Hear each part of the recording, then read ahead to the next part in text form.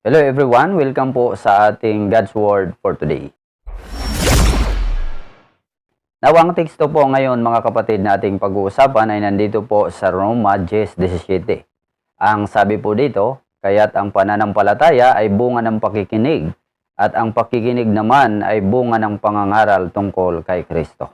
Ang topic po mga kapatid na ating pag-uusapan ngayon, paano nabuo ang ating pananampalataya sa Diyos? Mayroon po tayong tatlong katotohanan. Ang una, nabuo ito sa pamamagitan ng ating pakikinig. Ulitin natin ang ating teksto, ang sabi, kaya't ang pananampalataya ay bunga ng pakikinig, at ang pakikinig naman ay bunga ng pangangaral tungkol kay Kristo. Sa English po nito mga kapatid, so then faith comes by hearing. And hearing, take note, hearing by the Word of God. Ang development kung bakit po tayo nakapagsalita ng maayos, natuto ng mga magandang asal, natutong magbasa, natutong tumugtog. Dahil ito mga kapatid sa ating hearing or pakikinig. Kaya nga kung wala kang takot sa Diyos, ang mga napakinggan mong pagmumura, ang mga napakinggan mong prinsipyo at filosofiya, ang mga napakinggan mong pagsisinungaling ay maaaring mag-develop sa iyong karakter. Hanggang sa magiging pananampalataya mo na ito, may tinawag po tayong brainwash. Ibig sabihin, na-manipulate yung mind mo sa salita ng mga taong mapanlin lang.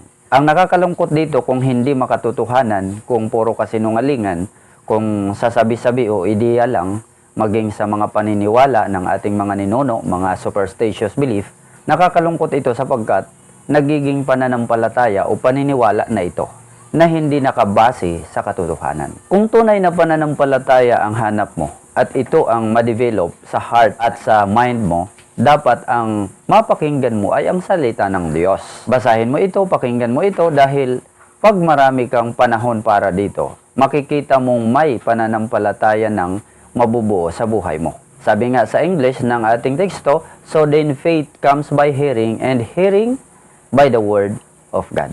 Kaya nga inutos ng Panginoon na ang mabuting balita ay dapat ipangaral sa lahat ng bansa. Sabi sa Mark 16:15, and he said to them, go into all the world and preach the gospel to every creature. So paano nabuo ang ating pananampalataya sa Diyos? Una, nabuo ito sa pamamagitan ng ating pakikinig. Number 2, nabuo ito sa pamamagitan ng ating pagkaunawa. Alam niyo mga kapatid, minsan may mga nakikinig naman ng salita ng Diyos. Minsan nga ay nagdadala at nagko-quote pa ng mga verses, pero hindi naman nakaunawa. Ang akala lang nila na unawaan po nila yung salita ng Diyos. Paano ba natin malalaman ang tunay na nakaunawa ng salita ng Diyos? Now, ang tunay po mga kapatid na nakaunawa ng salita ng Diyos, hindi po ito nakabase sa pataas-taas ng kamay, sa paiyak-iyak, pagsigaw-sigaw, patalon-talon o paramihan ng nalalaman ng mga verses. Kundi, yaong ginagawa, sumusunod talaga, ipinapamuhay talaga at nakikita ang pagbabago sa buhay.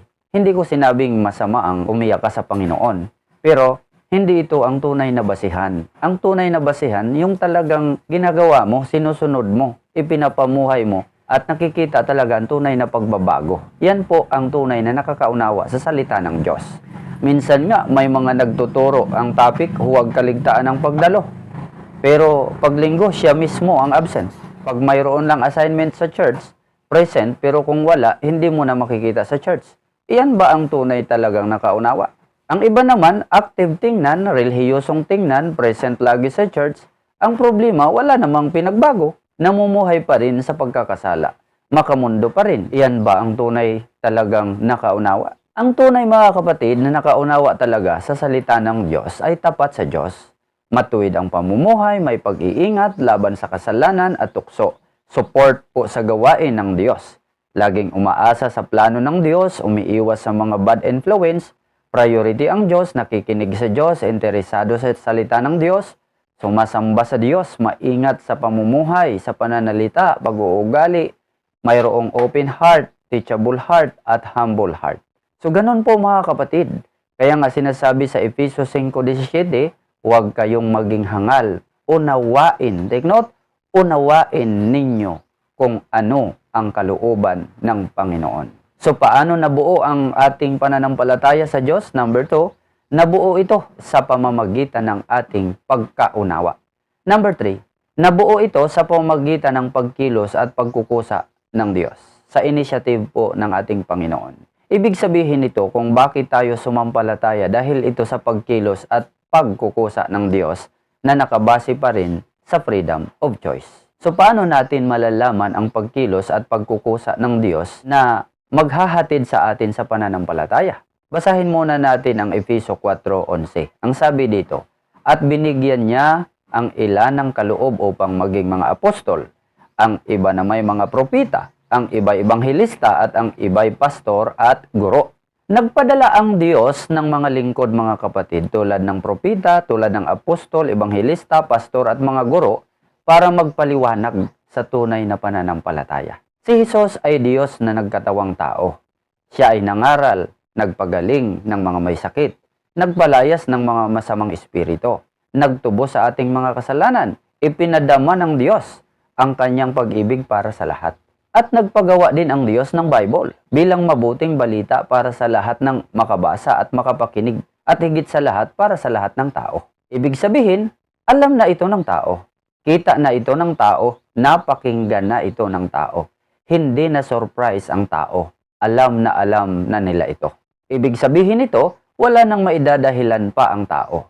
Nasa kanila na lang kung sila'y maniwala. Pero maraming tao mga kapatid ang sumampalataya dahil sa initiative ng Diyos at pagkilos ng Diyos. So paano nabuo ang ating pananampalataya sa Diyos? Review muna tayo sandali.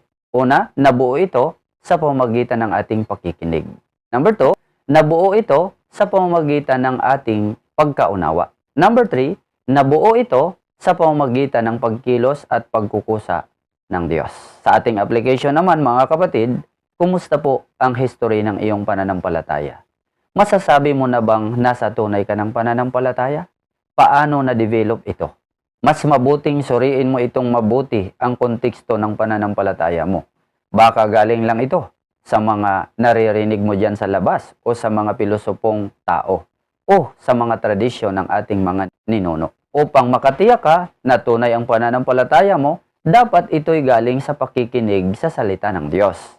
Binasa mo ito, inunawa mo ito, nag-undergo ka ng mga discipleship or Bible studies, at kinikilala mo ang salita ng Diyos bilang final authority ng iyong buhay.